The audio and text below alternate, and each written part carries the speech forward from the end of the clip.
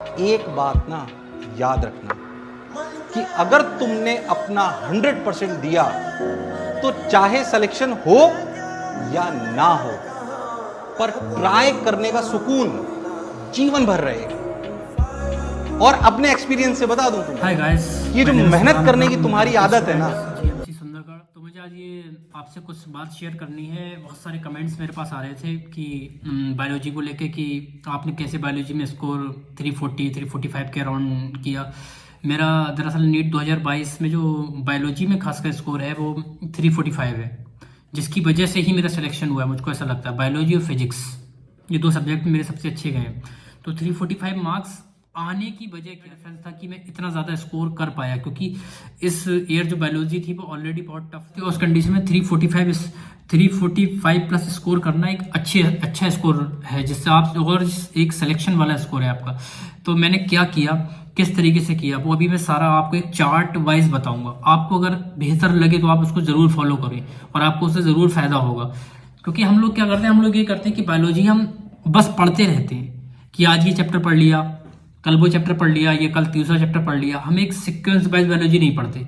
Sequence wise biology का मतलब होता है कि कितने चैप्टर मेरे कंप्लीटली प्रिपेयर हैं, कितने चैप्टर मेरे इनकम्प्लीट हैं, कितने चैप्टर मेरे पार्शियल हैं। ये चीज़ हमको तीनों देख के चलना होता है कि कितना कितना हमारा प्रिपेयर है, ना कि एक तरफ से पढ़ते रहना। क्योंकि बायोलॉजी हम क्या करते हैं, जो चैप्टर हमें अच्छा लगता है, सपोज जैसे मैं माइक्रो हमें हमेशा अच्छा चैप्टर लगता है, तो हम उसको बार बार वही पढ़ते रहते हैं। तो माइक्रोब तो हमारा अच्छा हो जाता है, लेकिन ऑलरेडी दूसरे चैप्टर्स हमारे वीक होते रहते हैं।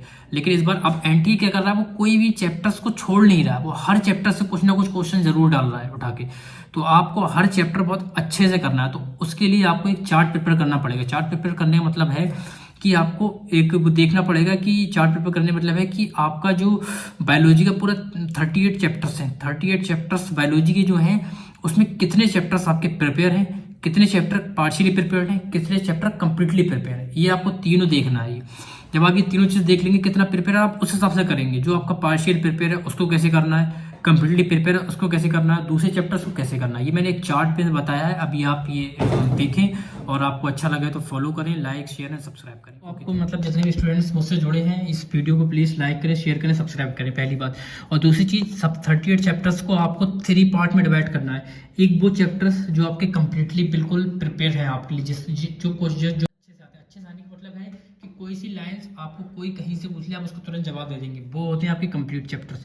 पार्शियली कंप्लीट चैप्टर्स जो होते हैं वो चैप्टर्स होते हैं जो आपको बताने में थोड़ा वक्त लग जाए, या आपको उस चैप्टर से कुछ समझ में आया कि यार ये क्वेश्चन मेरा यहाँ से गलत हो सकता है, या ये क्वेश्चन आपका टेस्ट में उसी चैप्टर से बार बार गलत हो रहे हैं, तो वो सारे चैप्टर्स आपके पार्शियल में आएंगे। और इनकम्प्लीट वो जो आपने पढ़े हैं लेकिन आज से लगभग 4 मंथ पहले पढ़े हैं एक बार, जैसे फ्रॉग हो गया, कॉकरोच हो गया, एनाटॉमी हो गया, मॉर्फोलॉजी हो गया, ये सारे टॉपिक्स हैं जो आपके हिसाब से जो भी टॉपिक्स हैं वो सारे।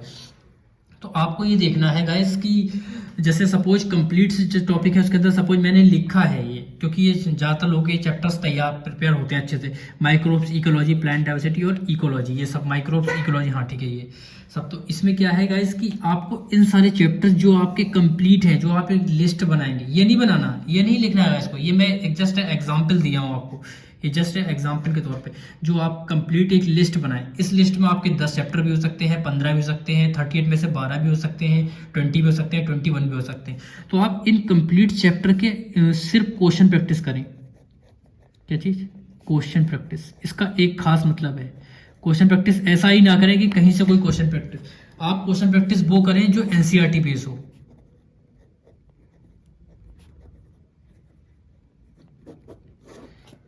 अगर आपको ये लग रहा है कि ये मेरे बहुत अच्छे से जो कंप्लीटली चैप्टर मेरे बहुत अच्छे से प्रिपेयर हूँ मैं इन चैप्टर्स के लिए, तो आप इसके सिर्फ क्वेश्चन प्रैक्टिस करें एनसीईआरटी बेस। एनसीईआरटी बेस आपको मिल सकते हैं किसी भी कोचिंग्स की टेस्ट सीरीज जो एनसीईआरटी बेस रहती है उसके क्वेश्चन लगा सकते हैं, कोई बुक हो जो आप उसको लगा सकते हैं। और इसकी थ्योरी आप ज़्यादा ना पढ़ें, क्योंकि ऑलरेडी आपकी थ्योरी आपको ये पढ़ी हुई है। तो आप अगर पर डे इसके 100 क्वेश्चन करते हैं टाइम लगा के, तो ये तो आप 100 क्वेश्चन मान लिया करते हैं, तो आप जो है मान लिया 30 मिनट में ही आपको करते हैं, तो एक 30 मिनट में पर डे एक चैप्टर आप अपना यहाँ से प्रिपेयर कर सकते हैं बिना ये पढ़े।